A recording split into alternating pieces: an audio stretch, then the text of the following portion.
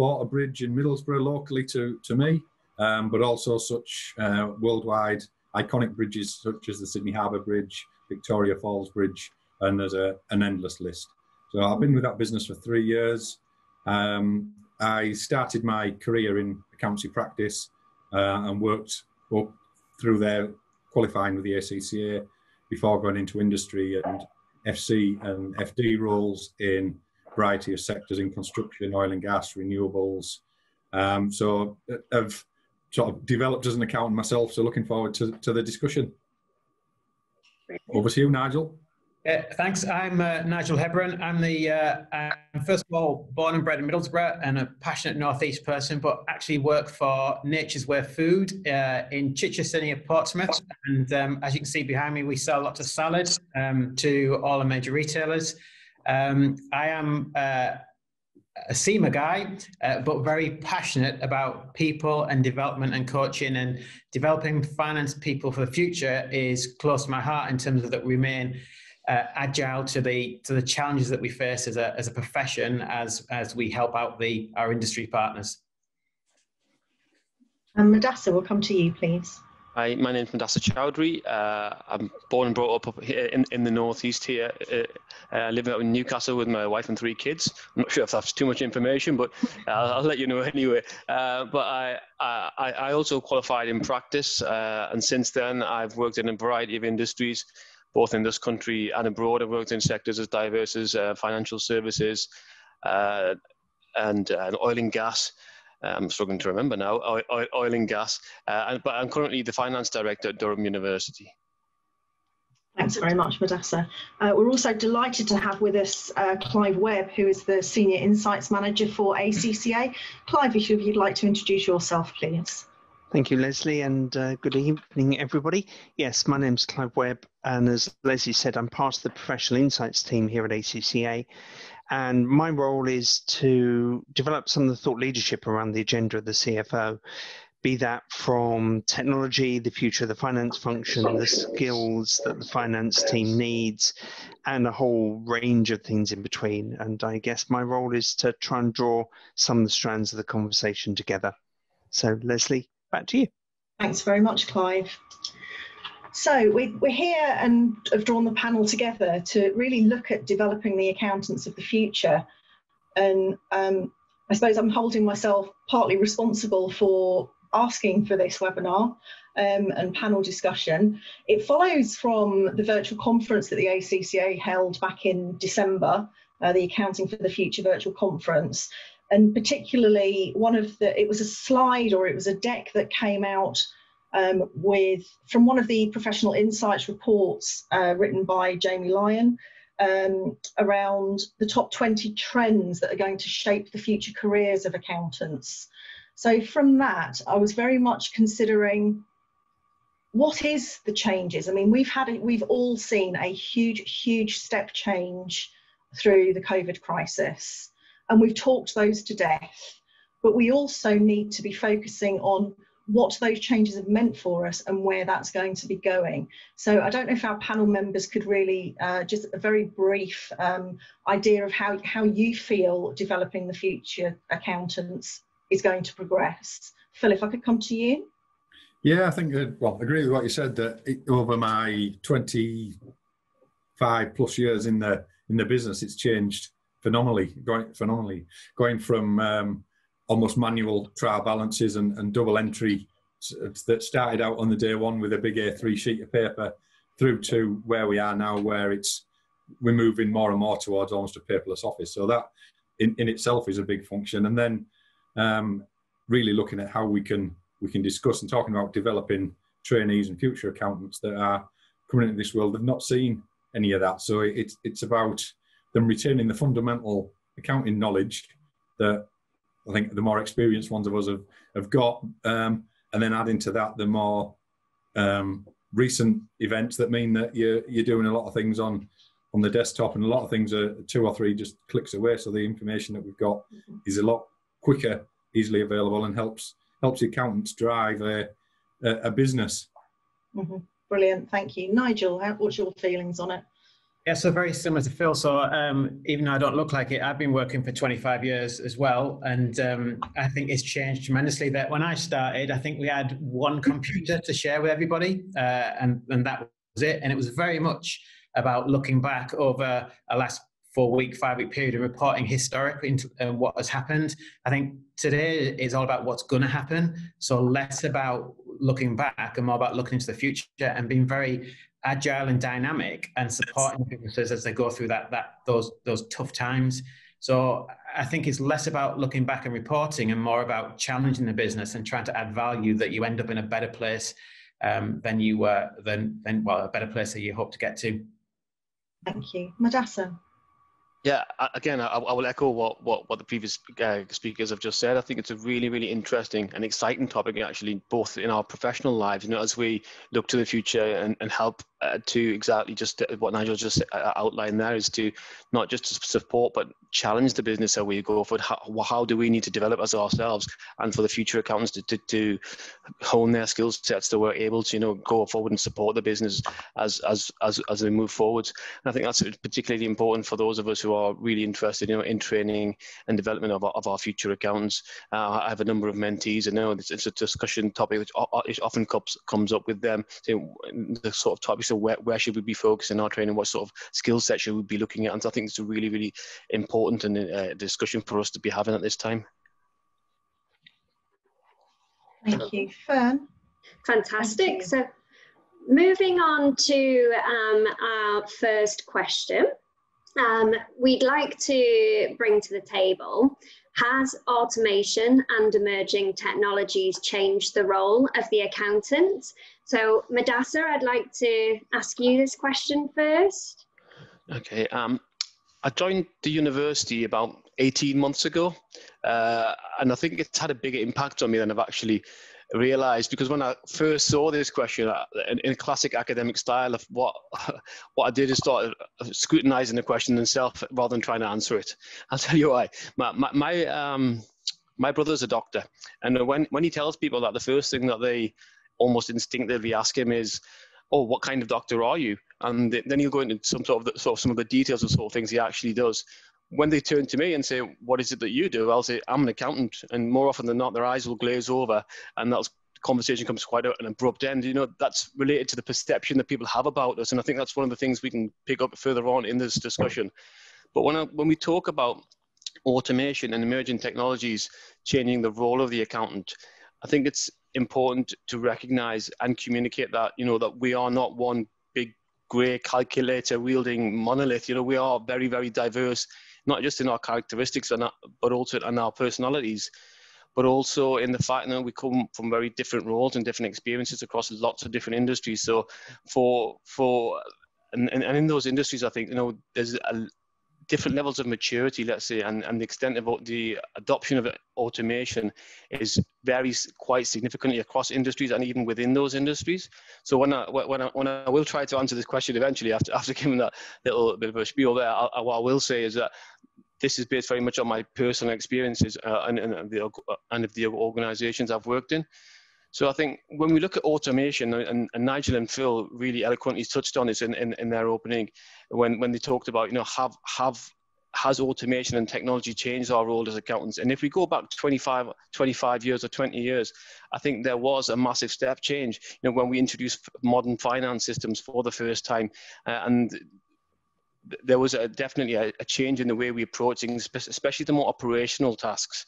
I think, but for those of us who are still using legacy finance systems, we're still one step removed now from seeing an impact of the emerging technologies that we're talking about now, such as AI and robotics. I think that it's a little bit further away from us. I mean, almost all the organizations that I've worked for, including banks and insurers, oil and gas, where they all make quite substantial profits, and we hear about them paying big dividends out in the news all the time. There's been a serious lack of investment in the back office systems, including finance. And I think instead that those investments have been put into more consumer-focused, revenue-generating technologies, which it's just their prerogative. But I think if we look at the technology we have at our fingertips today, I can do all my banking online, and then get a quote for my car insurance from my mobile phone. But in the big banks and insurers, if you go and when you work in those places, I mean, I've literally have seen thousands of balance sheet recs being done in Excel on a monthly basis, and the accuracy of multi-billion-dollar consolidations being entirely reliant on controls that are being built in spreadsheets. So from my experience, after that, I think initial automation of bringing in finance systems, I think 20 to 30 years ago, I think since then, we have evolved in time. We have evolved in the way that we've done things. There hasn't been a step change in the way that we operate on a day-to-day basis. But I think putting the global pandemic aside at the moment, it is a changing world that we're living in. And we're experiencing lower, sometimes even negative growth than we have for a very long time. There's more regulation than there ever has been. We're in a different risk landscape. And the risks that our businesses are facing are always changing. And another thing which I think we should touch on is the fact that there's less customer loyalty these days, and the technology has allowed customers to move around in the global markets because of the more information they have at their fingertips. And I think these factors have changed the way the businesses operate, and there's an expectation from us as accountants, from the wider organization, that our roles have changed as well. And I think that is true, because in the past we were looked at as being stewards, as being, people who would control the budgets, let people spend money, give people budgets, I'm very much seen as a very mean-spirited gatekeeper, and we were all about control, we're all about audit, we're all about making sure that, that the boxes were ticked, and making sure that everything was the I's were dotted and the T's were crossed. But I think now there's ever much more focus on looking forwards, on forecasting, on reporting, management information, insight based on that data that we have at the moment. So there has been a shift in the role of the accountant, but from my own experience, I don't think that's been driven by new technologies. In fact, I think the lack of investment in finance departments has left us struggling to actually keep up to speed with what's required from us. So I think, from my perspective, just to conclude, I think we're still very much playing catch up in terms of core finance systems and technology. But I think that is changing. There's been every single organization I've worked in, at least in the last 10 years, there's been a move to investing in those core systems. But I think the new technologies, the AI, the robotics, all of the emerging technologies which are coming out now, I think we're just a little bit away from seeing the true fruits that will bear. I think we need to invest in the core systems before we start moving on to more and more emerging technologies. It's a really good point. Thank you for that, Modaser. Phil, do you have any thoughts to add on this question?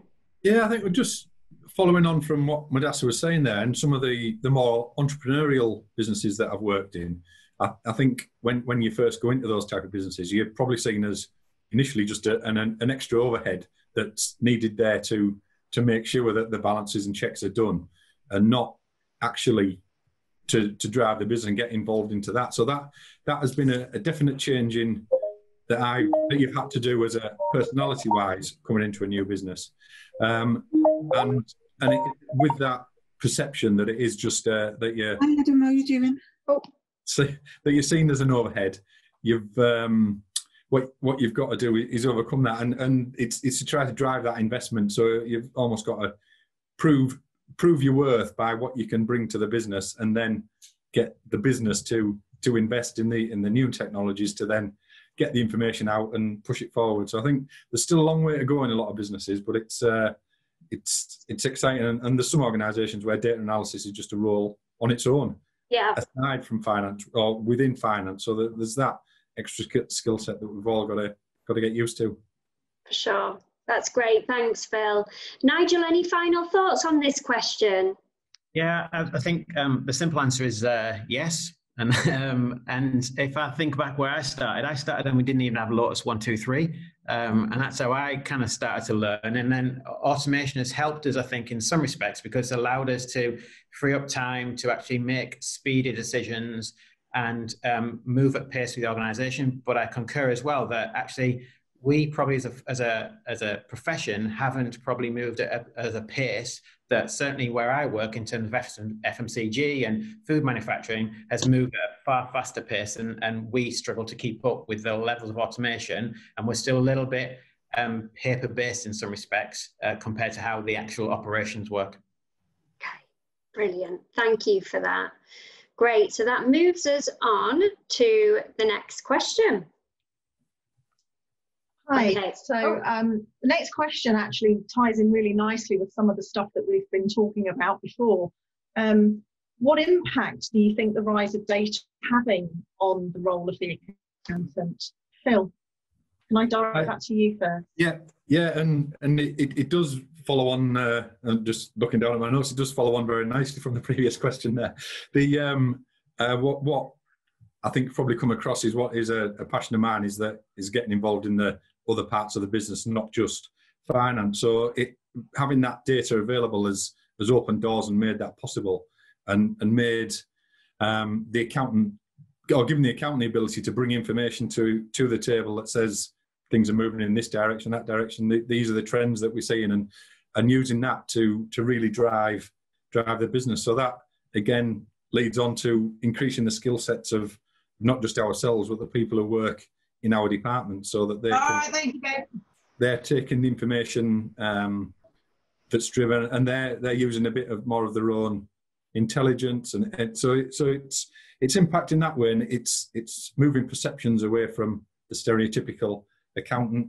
The benefit that we're having, particularly with the pandemic around, is that the data is available to you anywhere, so you can get that from home, on your phone, iPad, whether you're in the office, out the office. So getting that data quickly is also making you able to make decisions and stop things that are going wrong as well. So if you're spotting a negative trend, you've got the information sooner and be able to try to do something about it, which is going to help all of the businesses. So it's a continuing change, and I think there's definitely a lot more capacity in what can be done, and with the right investment and the right decision making. If the software's in place correctly, then businesses can definitely benefit from it. Brilliant. Thank you for that. I think we may have briefly lost Lesley, so I'll just carry on until she rejoins us. Nigel, what are your thoughts on the impact of the rise of data? Yeah, I mean, it certainly has risen, and I think it's moved from, again, where it used to be a lot based on gut feel to a lot based now on it's data-driven, and where historically the finance team were the guys that probably spent a lot of time providing the data. I think it's changed that the data is there, and now our main objective and aim is to interpret that data and give a simple, clear message to the business in terms of what it's saying. So we've moved from actually just generating data and producing reams of stuff to actually that data being there at a touch of a button, but now our skill set says, how do I interpret all that information and make sense of it and give one clear message to the business in terms of this is where we should be concentrating on, this is what we've got to do with that data. Sure, that's brilliant. Thank you. Lesley, are you with us? I am, I'm back. Sorry, Zoom crashed. It's okay. No problem. Modaser, do you have thoughts on the rise of data?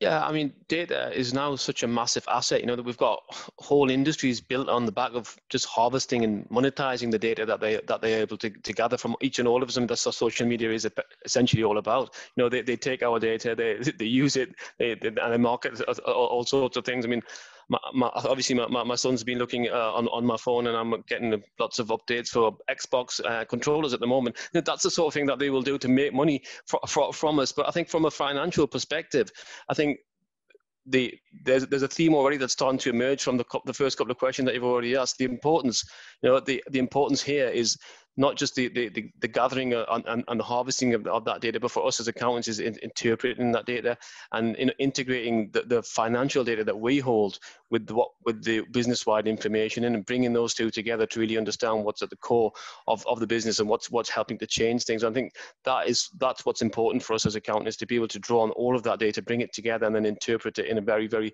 simple way, as Nigel's just said. Perfect. Brilliant. Thank you for sharing that. So that moves us on to the next question that I'm personally very interested in, being a finance recruiter. And I, for one, feel like I've seen some changes in the 7 or so years that I've spent recruiting in that area. So I'd like to ask the question, do you believe that career paths in finance are changing on the back of the things that we've just discussed? If I could ask Nigel your thoughts on that.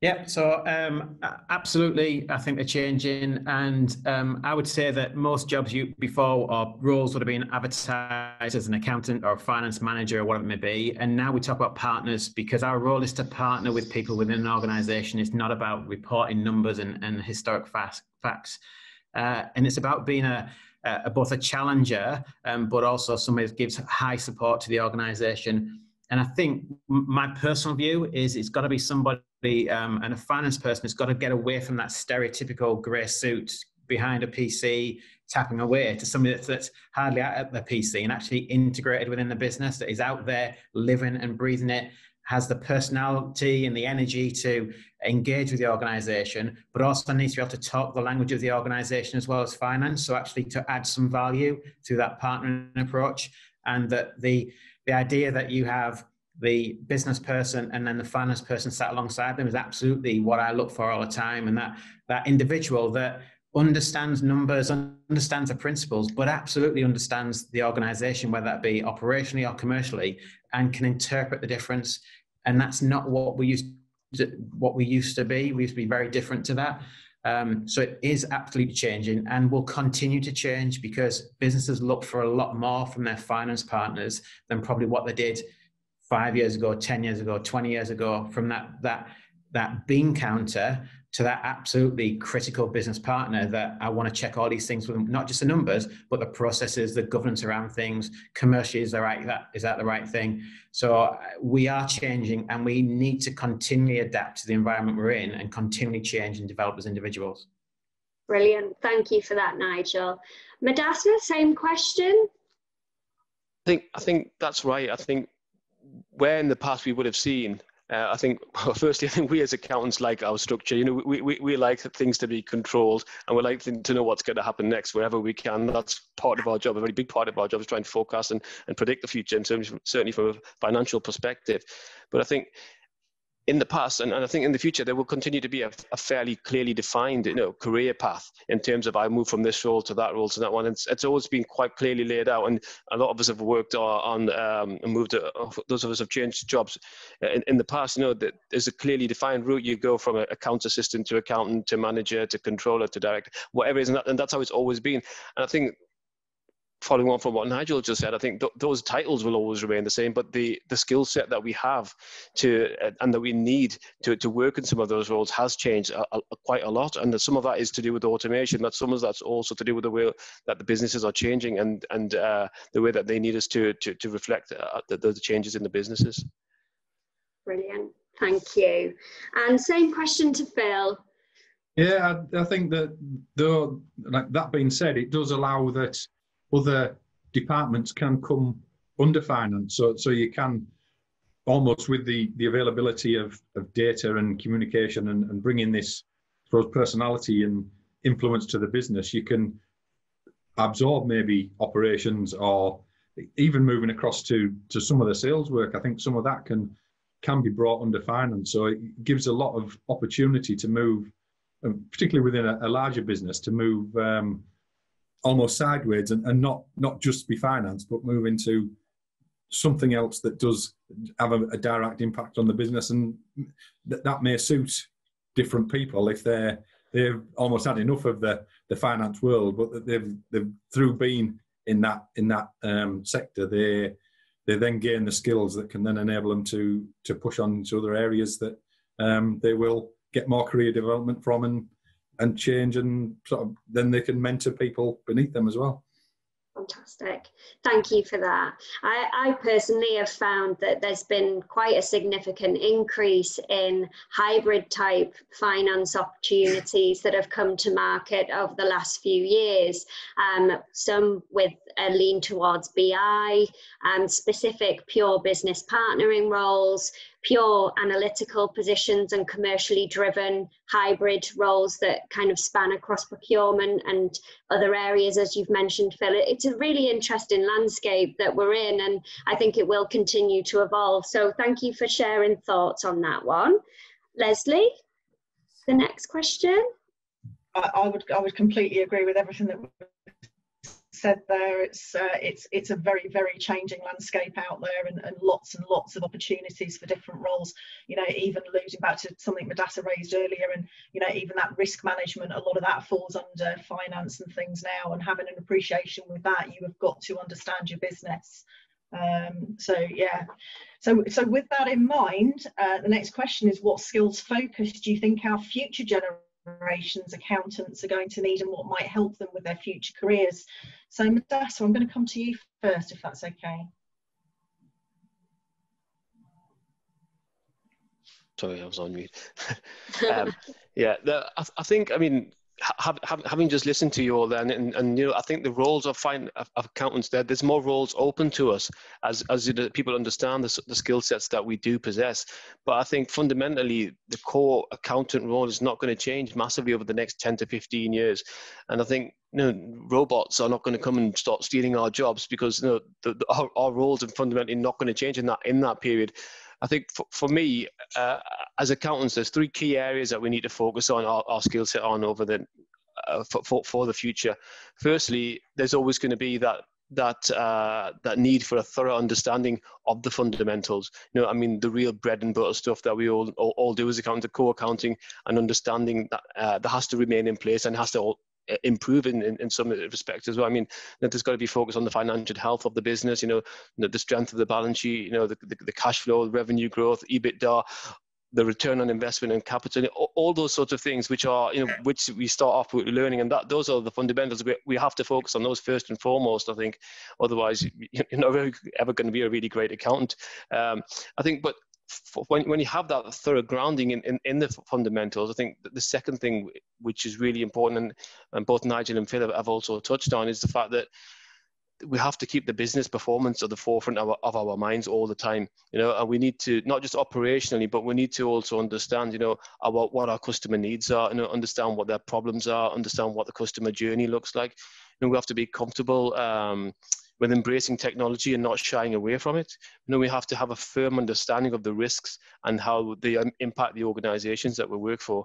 So I think once we've got an understanding of the finances, and then we can translate that into how they influence the business, how the business influences the finances. It's finance, it works both ways.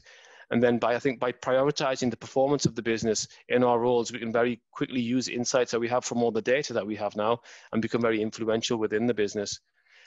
Which comes on to my third skill set, I think, which we then need to have. We can only use all the information and all the financial know-how that we have if we've got the relevant skills to engage the stakeholders and build close relationships with them. And I think to have real influence within an organization, we need to be able to build trust and credibility. And that's not just going to come through our reporting and our insights, but more just as importantly, it's going to come through our ability to communicate with clarity and with confidence. We have to be able to demonstrate leadership, and we need to be able to manage change. You know, we have to be able to come across as not just bean counters as it traditionally was. That role has changed, and we have to get that across to people as well. So those are the three skill sets. So understand the finances. Secondly, build an in-depth knowledge of the business, its drivers, its customers, and its risks. And then thirdly, what was the third one? Third, clearly have the skill set to articulate all those insights that we have with and communicate those with the wider business in a meaningful way. Great, thank you. Phil, can we come to you? You can, and again, looking down at my notes, I've written almost the same things down as what Modaser just said, and I think the key one is the communication.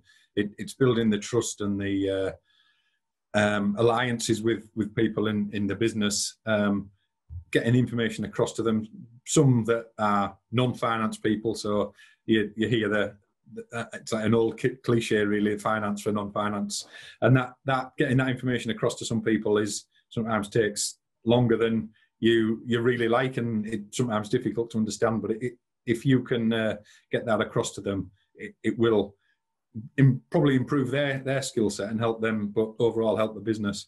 But also listen to what's coming back the other way, because there may be some peculiarities of production methodology or engineering that you don't understand, and you're asking questions of why it takes so long generally to do something, and you've got to get that fundamental understanding in the business.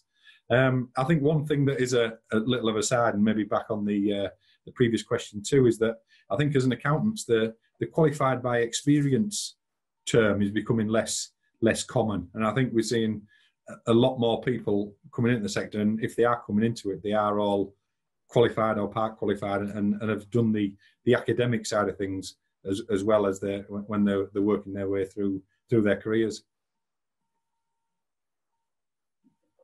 Very much, Phil. Nigel, have you got anything to add to that? Yeah, I've always got something to add, me, if you hear me. I think that, absolutely, the core part of what you got to do, you've got to pass your studies, understand all that basics. But if I was coaching somebody now, I'd say what you need to do in order to progress and to what you want as part of your toolkit is you need a bit of a personality. You need an energy and a personality about you, and actually to understand kind of what a business is about, to have passion, have energy, and become business savvy in terms of what's important. And over and above everything else, love what you do. If you don't love it, don't do it, because if you don't enjoy what you're doing, then it comes through. And once you start having that passionate drive and loving what you're doing, then you'll be a success and you will bring the best out of the people around you. Great, thanks very much. Brilliant. Thank you for that. So that leads us on to the next question, which is kind of two in one. So do you think continuous learning is important, and how would you embed a learning culture? And I'd like to ask Phil what your thoughts are on this. Yeah, it's definitely important, and I think it's something that I do promote, but it's what you're always looking for is that it's relevant to your business to get the added value from the investment that you're putting into the individual. So whether it be a formal training course or just on the job teaching new skills and developing an individual from scratch, it's something that we've got to push. And you've got to have succession planning. You've got to make sure that you've got people working for you that can make sure that the business can survive if you're not there for a day or an afternoon. And we've got to make sure that we've got that skill throughout. And that culture really drives the individual. And if you've got somebody motivated and passionate, then you've got a good employee really, and you've got to keep that and keep hold of it and let it grow. Because if you start stifling somebody, if they're good at their job, they will be not long and they'll be looking for another job somewhere else. So that's the bit you've got to try and maintain the good people in your business and get what you can out from them. It's inevitable that people will move on, but if you can be part of that, it does give you a bit of a warm glow inside, I suppose. If you see someone that you've trained going on and being successful somewhere else, it's good to see. It's always going to happen. It's something that I've done, and I'm sure the other guys have as well. So it's exciting to see that, and that's what you get a bit of a kick out of it, and then you've always got the next person coming in that you can train and do the same again. So to embed that, it's something that I've always done, led by example, made sure that I'm always learning and keeping up to date with everything on a regular basis. Again, keeping it relevant and keeping people enthused and engaged in it is all key to it. And if you can do that, then it should be successful. Brilliant. Thank you for that, Phil. Nigel, what are your thoughts on this? Yeah, so do I think learning is important? Then my answer would be no. I think it's critical. I just think every day is a learning opportunity, and we're always learning, and everybody's always learning. And how do I embed that with the people around me? Then I make people get you can't, I know it's difficult in current climate, but you can't do your job from your desk. It's impossible. You've got to be out there, whether that be in the factory, whether it be talking to people. You've got to develop your skill set. So absolutely, you never know everything, and you're never as good as you think you are. So get out there, continue to learn, and you will get more out of your time on this earth by just developing yourself as an individual. That's brilliant. Thank you, Nigel. And Modaser? have to answer yes because I work at a university. Otherwise, if my boss were listening in, I would be out of a job by tomorrow morning. And I think that's critical in all of this, actually, because our business is learning, it's teaching, it's research. And I think as the world changes, there will be more focus, and there's lots of studies out there which show that, and which we as a university are very interested in, is the fact that there's more and more focus on lifelong learning. We're living longer, and people are changing jobs more often, and sometimes we're even changing careers. I don't want to be an accountant anymore. I want to be a circus clown. And some people might say I already am. But the point is that as we learn and we develop, and we have to change, or we have to keep learning. And if we don't, then I think that's when things become a little bit stale. Phil touched on people moving on jobs, and I think for me in the past, it's always been when I stopped learning. I think I don't think I want to be here anymore, because it is getting a little bit dry now. I do know everything, as it were. I'm not learning at the rate that I would like to learn, and I think it's really important that we continue to focus on that. And I think going forwards, people will need to keep retraining. As we touched on at the beginning, there's lots of new technology coming out. There's lots of new things that we can do with data, and if we lose touch with some of these things, it will be to our detriment. I think. And in terms of the second part of the question, how do you embed a learning culture? I think that really needs to come firstly from ourselves as individuals. We have to be hungry to want to learn, because if you don't want to learn, there's no point in going to do a course or learning on the job, whatever it is. You have to have that from within yourself. But for us as finance leaders, I think we need to create an environment where everyone wants to continuously learn, to not only to better themselves, but also to be better in their jobs as well. Brilliant. Thanks for that, Modaser. And on to the next question. So this really, it's a summation. And what we'd like to ask the panel members, what is the one key thing that you will personally carry forward whilst managing and coaching the future accountant? If I could come to Nigel first on that one, please. Yeah, well, I can't stick to the one rule, unfortunately, but I think that adaptability and flexibility is critical, along with passion and personality. So hopefully it comes across that it's absolutely the passion for what you're doing, the personality that you bring to the workplace, along with your ability to adapt and flex in terms of what the requirements are absolutely what I will drive and coach into the people that I'm fortunate to work alongside. Brilliant. Thank you very much. Modaser. I think, along with what Nigel just said, I think for me the most important thing, one important thing for me is really, we have to be able to tell the story. We have to be able to explain to the non-finance people, to the wider business, without the technicalities, without the debits and credits, what is actually going on here? What are the drivers behind the business? How do we understand what's actually going on? And we have to sometimes make the connections for them. We have to impart the experience and the knowledge that we have. And I think it's only then that people will actually see the value that we can bring to an organization, and people's perceptions of finance and finance professionals, accountants, will start to change, and we'll be able to influence the people. But we have to be able to translate all that technicality into something which makes sense to the wider business. Thanks, Modaser. Phil, how about you? Yeah, I think it's just all about keeping that engagement. So getting the trainee to understand what they're doing and why they're doing it, and it can go into the detail of they're doing it to make sure that we're producing this steel components for the right price, and we're selling it for the right price. That they've got to understand what they're doing and why we're doing it, and keep them progressing so that they're moving their way up through the ranks, and they're not just sat in a role where they're going to be, they can't see the future themselves. So if we can paint a picture, let them see the future, and let them see how they can be involved in how a business develops, then I think that you're doing something right. So I'm not sure if we're having some technical issues with Lesley. I apologise for that. I would like to introduce Clive, as we've come to the end of the general questions that we're speaking about, and Clive's going to share some insight and help us summarise and walk away with some takeaways from the event this evening. Thanks, Clive. Oh, thank you, Fern, and thank you, Phil and Modaser and Nigel. There's some really, I think, interesting and very pertinent insights in everything you just said there. Just to pull some of these strands together, I think, and also some insights from an ACCA perspective. If I visualize the role of the finance function, if you like, to be a triangle, at one corner I've got transaction processing, the traditional role of the finance function. Another corner I've got governance, compliance, risk management, and maybe at the top of my triangle I've got business partnering and decision making.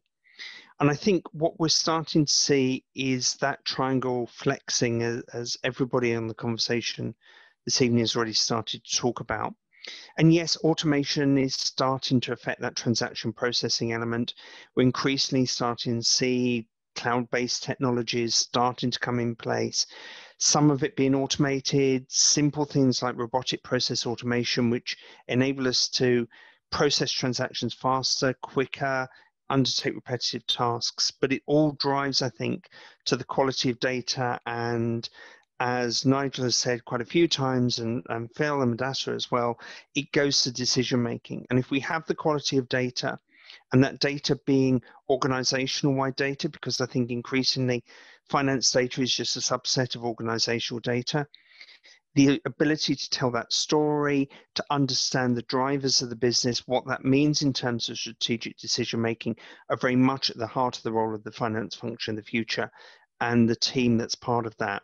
So I think it's how we grow those skills and also how we move forward to support business decisions. As I think it was Nigel said, it's looking to the future. It's not looking towards what has happened. And I think one thing that the pandemic, and we've scooted over that a few times, one thing the pandemic will lastingly make us think is how much more scenario modeling, decision making, flexible and agile businesses we're seeing.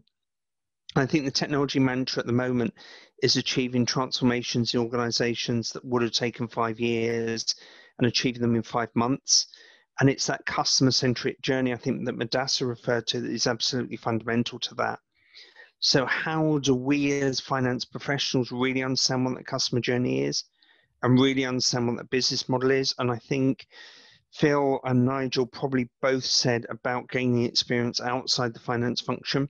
And I reflect on one large retailer in the UK where I think it is the head of supply chain, the head of operations, are qualified accountants on rotation. So we're using our skills in very different ways to help grow the business model of the future. And I think one of the things I've particularly seen, I've been doing some work on the CFO role of the future, is that growth path actually now comes from operational finance roles, business partner roles, whatever those may mean, and builds forward. But if I can just explore for a second that data and that technology piece, I think there was a danger that we get too hung up on the technologies that we're actually comfortable with, that Nigel very nicely took me back to Lotus 123, where I started as well. So at least somebody else remembers Lotus 123.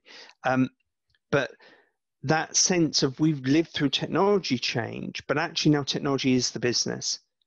So we need to understand what the technology does to support the business, to derive the customer value, and not just look at the finance application and if you like, our home comfort zone of the spreadsheet. So I think what this means, and Phil started talking about this when we started talking about continuous learning and continuous development, is we've got to stay ahead of that curve. We've got to invest our time and our skills in actually understanding where finance is taking us and where actually we go from here. And that to me is a balance of about 3 different things. It is absolutely, I think it was Nigel said, that passion to actually develop yourself. If we don't have that, then I think as Modaser said, it's time to move on to the next role. But it's also staying on top of these developments, using continuous development programs such as ACCA has around digital finance to actually help you explore what these trends actually mean and become more attuned to what those opportunities are. Because I think, as Phil said, if we can't tell the story, we can't serve the customer, and that's when the finance becomes irrelevant, and we'll be back to being that function behind the closed door, enter if you dare sort of mentality. So overall, this is an opportunity, and I go back to something Lesley started this conversation with, which is 20 trends for what was then 2020 when we published it. And those are about things to start developing. Yes, a block of automation skills, your learning skills, your communication skills, your storytelling skills. And they're all absolutely fundamental to the accountant of the future. But at the heart of the accountant is the technical and ethical skills. And I'll just conclude with one thought, which somebody who's a senior accountant in a multinational said to me. The thing about double entry bookkeeping, it's the greatest ever problem solving technique. So Fern, back to you. Brilliant. Thank you for that, Clive. That was fantastic, and a really nice summary to pull everything together for us. And it leads us into a couple of questions that have come through in the chat. If there's anything else that people would like to ask, feel free to put a comment on there, or alternatively, we will be breaking out into meeting rooms at the end just to have a discussion. So if you feel more comfortable bringing a question in there, that's absolutely fine. But I would like to direct some questions to our panel, Clive and Lesley. The first of which has come through from Mark Jebb. Mark has said he'd like to ask about the BI tool space. Working in the US, originally from the Northeast, I find that BI and big data is key for finance planning and analysis. Is there a consensus as to what tools you would suggest, or is there anything that you use? Would anybody like to take steer on this one? Well, I'll kick off if you like. Yeah, that would be great. Thanks, Clive. I think firstly, it depends on the size of organization. Whatever size of organization you are, there are business intelligence tools, data manipulation tools out there. So you can start in the largest organizations with some of the embedded tools like the boardroom dashboard and the boardroom intelligence tools that SAP have built in. In the mid-tier, you've got the combination of Power BI and things like Tableau, building out, and in the lower level for the SMEs and the SMPs, there are tools that bolt onto the Zero type environments as well that do similar things. So the answer is it's a range, but what you need is tools that enable you to interrogate and manipulate the data, bring in a bit of artificial intelligence, but create the visuality of the data that enables you to tell the story. And it is that combination of a various set of tools. And what I think we've got to get used to is that the system architecture of the organization is now a series of best of breed solutions, all of which talk to each other. And data is shared. So it's how I get my data governance right is the key to how I get my intelligence right. Brilliant. Thank you for that, Clive. Moving on to the next question, we've got a question from Diva, who has said, very interesting discussion, thank you. We've heard about the role of accountants and finance in general. What are the panelists' thoughts on developing the CFOs of the future? Any tips for the accountants of today who are aspiring CFOs? Yeah, I'll give it a go. I'd say that it's a CFO for the future is less about finance and more about your business kind of overall acumen. You've got to be a businessman and a leader first. So as a CFO, for me, it's less about my financial credentials and more about how I lead an organization, because I will repeatedly talk to people that I don't make any decisions. I don't have any right answers. I don't spend any money. My job is to try and challenge people's thoughts and thinking and actually get the best out of a collective group of people. So I think if you want to be a CFO of the future, do the groundwork, have the basis of that knowledge, but actually widen your experience, widen your knowledge to business processes, how operationally businesses work, commercially how they work, because you'll have a bigger impact on an organization that way than you will knowing how to do a balance sheet or understand the ins and outs of trial balance. That's not where you're going to have the biggest impact on an organization. Brilliant. Thank you for that, Nigel. Natalie has asked for the outline of the list of 20 trends for 2020. We'll definitely follow up with people that have joined us on the event this evening to send you that information. We've had an interesting question from Tim Murphy. Tim has asked, with the converging alignment of the global FRSs, does that suggest that the role of the CFO becomes less restricted by geography? What are the panel's thoughts? Sorry, Phil, go ahead. Oh, okay. Well, yes, that will be something that will enable accountants to go international, to move between different geographies much more easily. So it's definitely something that I am keen to see and excited about. It's definitely a positive for the sector, but it also we've found again this year more than any that remote working is possible. So if you have a business and you want to set up a new entity in India or America, it's possible to do it from a base in the UK, which is great to see. And you can manage a team or a shared service centre even that may be in a different country, and you've got all of the restrictions there. But if we're using common accounting rules and fundamentals and reporting techniques, then I think that's something that we can all be quite enthusiastic about. And I probably would encourage people to try and get across and actually do the travelling if they can. But if not, then you're probably able to do it from the comfort of your own home. Brilliant. Thank you for that, Phil. And on to the final question before we round up and break out into meeting rooms. Helen has asked, with developing future accountants in mind, I'd be interested in understanding views around apprenticeships versus traditional academic routes. What advice would you give to someone looking to start an accountancy pathway? Any thoughts?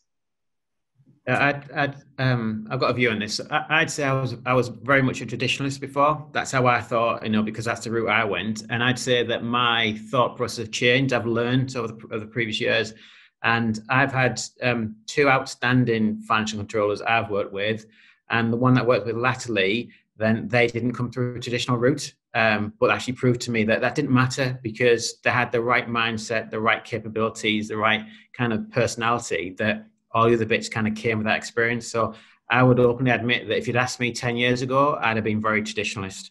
And now I think there's a blend that says actually there's many routes to get through to where you want to get to. Brilliant. I'm pleased to say that, Nigel, because I am from a non-traditional background. I was qualified by experience for nearly 25 years before I qualified. So I've come.